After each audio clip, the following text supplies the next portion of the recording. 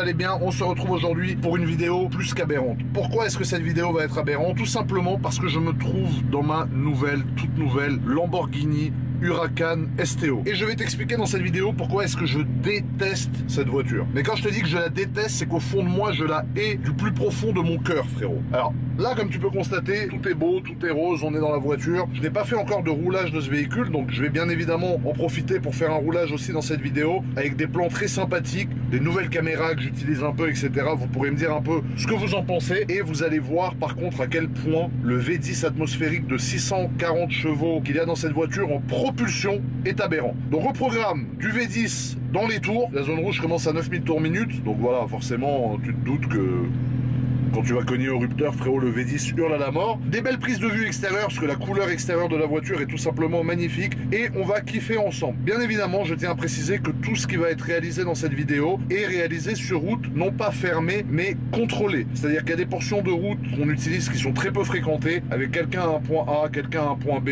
et ces deux personnes-là me disent « Go, tu peux y aller, il n'y a personne ». Ça ne veut pas dire que je peux rouler à 200 sur route ouverte, parce que ça, c'est interdit. Mais en revanche, ça peut dire que je peux prendre des trajectoires que je ne prendrais pas en temps normal, dans des conditions où il pourrait y avoir quelqu'un en face, sachant que là, j'ai la certitude qu'il n'y a personne en face. Donc il faut faire attention, comme d'habitude, on fait attention sur la route, on partage la route, mais on kiffe en même temps, et on fait kiffer les frangins et les frangines qui regardent. Tenez-vous prêts, frérot, parce que ma Huracan STO, vous allez voir qu'elle n'est pas là pour enfiler des perles, frérot. Mais je la déteste par contre plus que tout. Pour commencer, frérot, un des premiers points que je déteste dans cette voiture, c'est ça. Bah, j'ai la tête qui est dans le plafond, comme mon Aventador, comme toutes mes Lamborghini, sauf mon Urus, j'ai la tête dans le fucking plafond, bro. Donc ça, c'est tout à fait problématique. Deuxième chose que je déteste, j'ai les jambes qui sont coincées entre le volant et la console centrale. Voilà, parce que tu vois, j'ai pas énormément de place et j'ai un peu une position, frérot, aberrante pour conduire une voiture comme ça. Regarde, on dirait un peu un géant dans une Playmobil, tu vois, parce que je fais quand même 2 mètres, 130 kg, j'ai le gabarit, frérot, d'un X-Max 125, et c'est vrai qu'à l'intérieur d'une Huracan, c'est très serré. Il faut savoir que je ne rentre pas dans une Huracan normale avec les sièges confort, parce que les sièges confort sont très épais, ils sont comme ça, et du coup, je perds